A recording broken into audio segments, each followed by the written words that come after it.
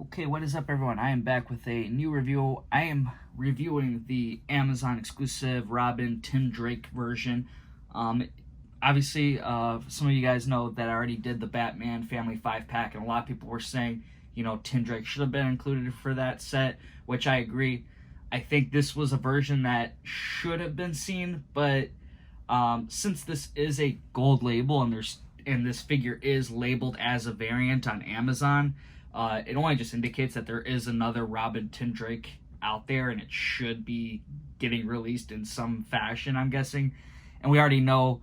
I'll jump into the details about this figure, but with gold label, typically there is a regular release. We've seen this with mostly all gold labels. All the Target ones currently, like that Black Adam with Throne, Kyle Rayner, Green Lantern, Wonder Woman, Deathstroke. We've seen all those figures get released prior, before, and then they had their variants come out. So this figure, some of them, like the Walmart ones, like Parallax and such, like we're seeing all those gold labels, but we're not seeing what their regular release is supposed to be. This guy here, you can already tell he's supposed to be kind of like showing some skin, supposed to have some green. There's definitely a version of this Robin that we're gonna get that's different than this one. Here's the back. Now you get to see that more classic looking suit, which looks nothing like the figure, just from the design alone here, as far as sculpt, right? So I'm gonna go and take him out, take a closer look, see how he looks, and do some comparisons. The figure definitely pops. It's got some nice coloring, like the red and the yellow. It does pop at it, and when you'll see the figure immediately, it's just like, oh, hey, here's that classic look of this Robin figure. The hair doesn't even really match with the card. I think that's kind of just funny to point out. Like, this hair's just all like kind of spiked up. But once you get to the sculpt, this is where issues start to show up. But I'll talk about the good stuff before I get into the bad. So one thing I noticed immediately was like the Ninja Toad, shoes. Like, I think that's actually a nice touch to it. I never saw that before, so that's, pretty nice to see. And, up close, you do get some, like, nice design on this chest here. There's, like, some, kind of, like, makes it look like a more updated suit. But the problem really just kind of runs once you get to the arms here. On the back here, you can see his cape is kind of just blowing away with the wind. The figure is pretty decent, He has a nice head sculpt as well, I think, even though it doesn't match the card. I think it still does, look nice for a Robin figure.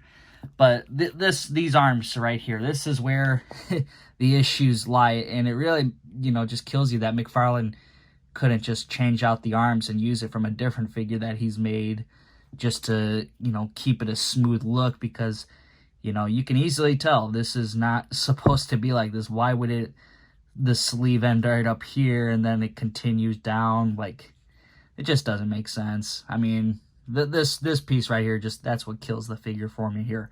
But the belt, hey, belt's nice. Maybe could have used a little extra detailing here, but I get it. You're trying to go for a classic look, keep it simple with the paint, so I get that. But for other than that, it's really just the sleeves that make this figure kind of like hard to look at. But obviously he's got stellar articulation. McFarlane is pretty good with doing that. You can get some good posing at it here and there. Too bad he doesn't come with a flight stand. I would have definitely appreciated that with that figure. Obviously, if you see my other videos, I complain a lot about getting stands like these. I just hate these. I think every figure should just basically get a flight stand, because they already come with like a regular part of a stand if you just really wanted them to stand. But whatever, hey, I digress. He also gets this little batarang here if you wanted to just put that in there with him. Here is Robin next to his version from Mattel. They were basically aiming for that same suit, I believe.